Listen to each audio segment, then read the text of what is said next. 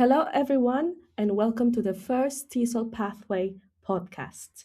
My name is Nahielly Palacios, and I'm the TESOL Pathway lead. I'm joined today by my co-host, Dr. Heather Cockayne, Program Director of the MA International Education Program. How are you today, Heather? I'm good, thank you, Nahielly. Excellent. So what is today's podcast about? Okay, so today's podcast is about thinking about your dissertation project. So all the students on the MA International Education will have to complete a dissertation project, which is an individual project completed at the end of the programme. So one of the things we're going to talk about today is the specific requirements when thinking about choosing your topic, because this can be a tricky time for everyone, I think. We'll also be asking you to explore what your research interests are, because doing a topic that is interesting to you makes it much easier. We'll also ask you to consider the feasibility of the project.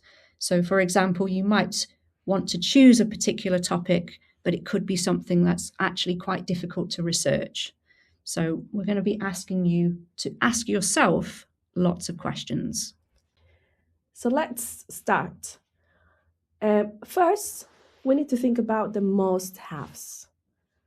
Heather, what are the requirements that students need to think about when they are, for the first time, thinking about their TESOL pathway dissertation? Yeah, it's a good question. And I think a lot of students on the TESOL pathway will, of course, say, well, my topic has to be TESOL, which, of course, is true. But don't forget that you are on the MA International Education Program with a TESOL pathway.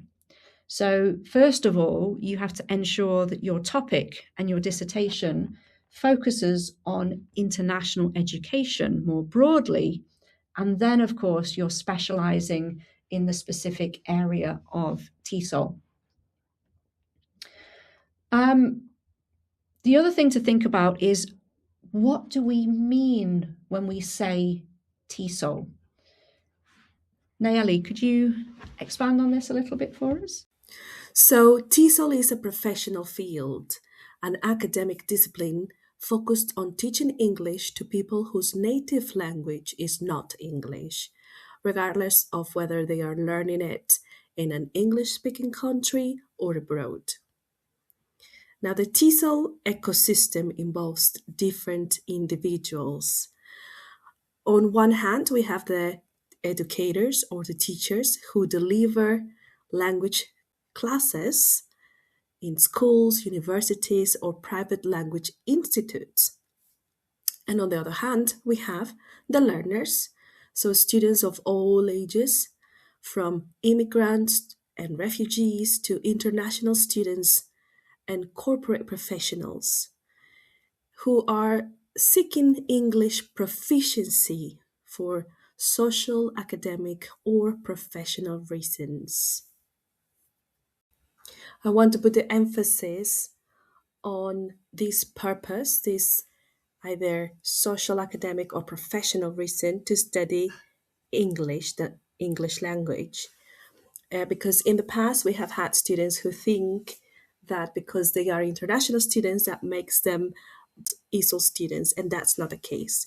International students are not ESOL students unless they are studying the English language, as I mentioned before, as part of their individual academic or professional goals. Yeah, so for students that are studying the English language, they would be taking a class in English. It is not someone who is just using English for their study purposes.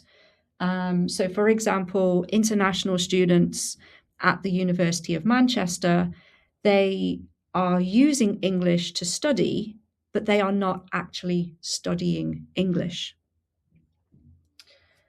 So just thinking about this and exploring this a little bit more, perhaps we can talk about possible topics that we might have a look at. So when we think about possible topics for the dissertation, you might consider something that is related to teaching English. So for example, you might consider teachers' perspectives, how teachers are teaching English, maybe how teachers are using technology or specific digital technologies for teaching English, but also remember to relate this to international education in some way. It could also be teachers or educational leaders that are working within English language teaching and perhaps their experiences of working in international education. Yes, that's very interesting because that's all about the teacher's perspective, but you can also focus on the learner's perspective. So, learners learning English, probably using different technologies to learn English, how learning a language impacts on their language learner identity as well. One thing to note here is that we cannot work with young children. I would recommend 18 or over Yes. for easier ethics applications. Yes. As well as considering the teaching of English or the learning of English, we might also think about the curriculum. So you could consider a project that focuses on the English curriculum, but again, bringing in some kind of international education connection. So we don't want to just explore, for example, the English curriculum in one particular country, but how might that curriculum be impacted or linked to broader international education? And you might consider looking for certain things in the curriculum, or discussing particular recent changes if a certain place has recent policy changes, for example. But you could be guided by the literature on this. Yes. Another example could be if you are interested in doing a theoretical based dissertation, you could look at the literature to explore the role of English in international education, to explore the different policies in different contexts, international contexts, for you to compare, to explore how the role of the language is experienced.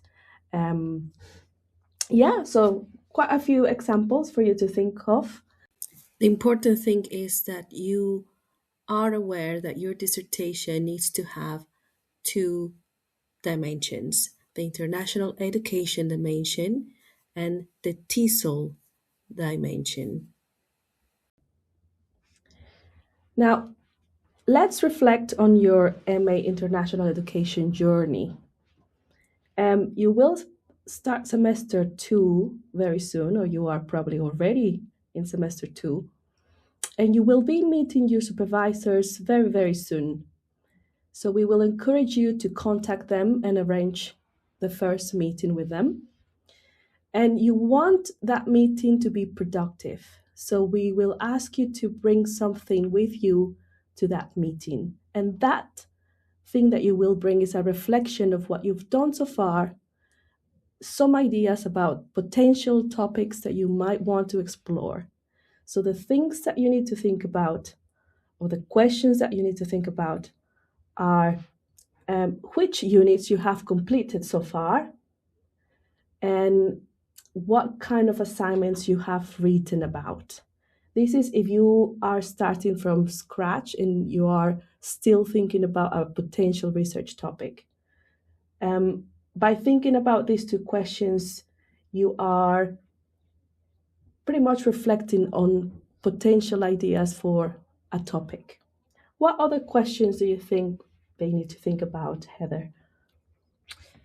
I think also you might also want to consider which topics you enjoyed the most. So, when thinking about the units you've completed and the assignments that you've done, which parts of those topics or ideas or concepts, which ones did you really enjoy? And also, were there anything or any topics that really stood out and you thought, I'd really like to know more about that? Or I'd like to find the answer for that question.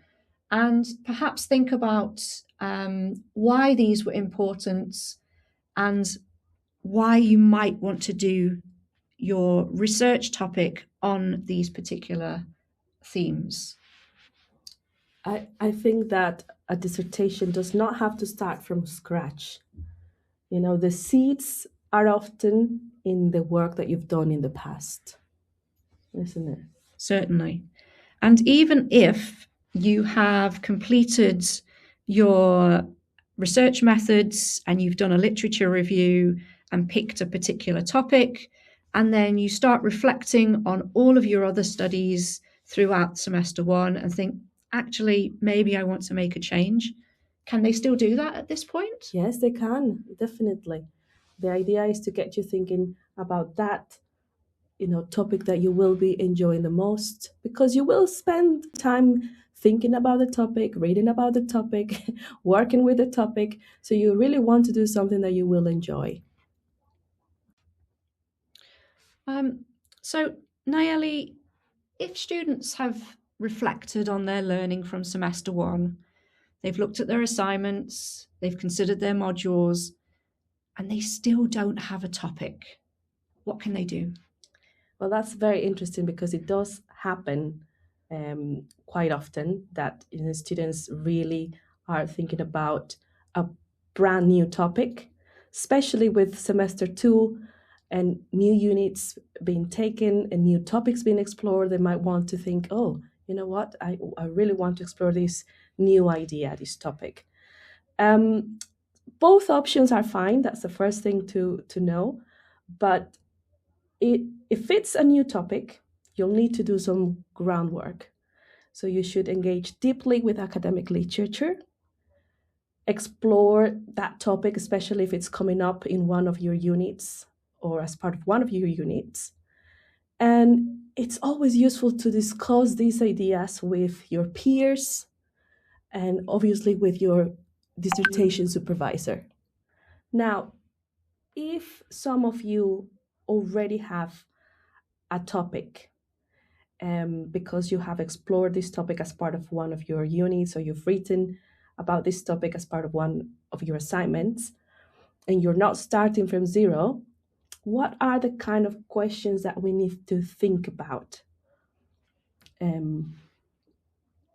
Yeah, so while you could do a topic that is similar to one of your assignments, you would need to think about, well, how does my dissertation project go beyond and further explore what you wrote in your assignment? How do you extend that research of that topic that you've already started to look at in a previous assignment? And one place where you might start with that, you might go back to that assignment and see what feedback did you get about that. Your tutors may have given you some comments about the contents. They may have also given you some comments about how you structured that assignment, how you organized or how you referenced, to give you some other ideas about how you can take your academic writing forwards. Definitely. And also thinking about that assignment idea, you might also have questions that are unanswered, things that you've read about and you thought, oh, that's very interesting. And you might not have covered in the assignment, but you want to go back to those questions. Remember, curiosity is important at this stage of the process. Another question which might help you to think about how to extend this assignment idea and transform it into a dissertation project is, how does my previous work connect to the specific TESOL and international education dimensions. Remember, those are the two things that you always need to keep in mind. Definitely. Now that you have a topic in mind, the next thing that is very important to do is to think about the feasibility of exploring the topic. So it is like a reality check. A great topic isn't just interesting, it has to be doable. So some questions that you might want to think about are: is the topic enjoyable and motivating? We've mentioned this before. Is it useful for your professional development? So are you going to somewhat use this topic in your future practice as a professional? Is it feasible? So are there, do you have the resources available, the time? Also, thinking about time, keep in mind that your dissertation will only last 3 months. So it has to be done within that time frame. But 3 months is a long time, is it not? No, definitely it's not a long time. They go very, very quick. You also need to think about access to potential research participants. So if you are thinking of collecting primary data or new data, and you want to speak to people, maybe interview students, organize focus groups, collect photographs, use images with people, but you need to think about who are these people and how can you contact them. So it's no good designing a study that includes participants that you are not going to be able to contact very easily. So this also needs to be considered when thinking about your topic and designing your project. So we hope you found that useful. Take the time to reflect on your topic, explore and check the feasibility of your topic, put together some notes and take those along to your supervision meeting. Well, that's all from us. Share this with your classmates and stay tuned for more tips on your MA dissertation journey.